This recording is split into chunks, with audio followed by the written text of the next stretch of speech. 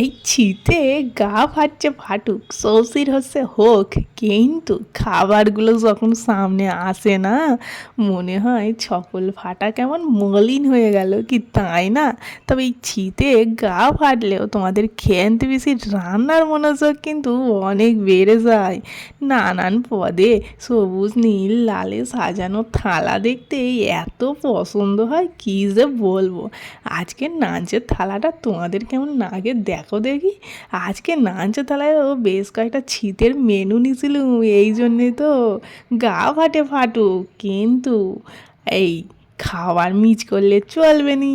সেই জন্য প্রথমে বাটি চাপা ভাত, একটা নৌকা, সাথে ছিল পন কাঁচা পেঁয়াজ ভাজা আর আলু পেঁয়াজের বড়া, আর সাথে সেই শীতের ফেমাস বেগুন ভর্তা গো।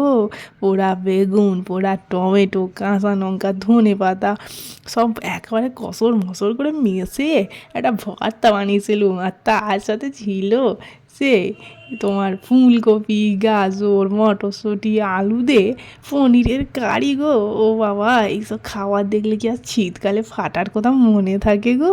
সাথে অল্প পেঁয়াজ ছিল। তোমাদের কেমন লাগলো আজকে নাচ থালি জানিও, আর এই শীতকাল তোমাদের কার কার ভাল লাগে সেটাও জানিও কমেন্ট সেকশানে।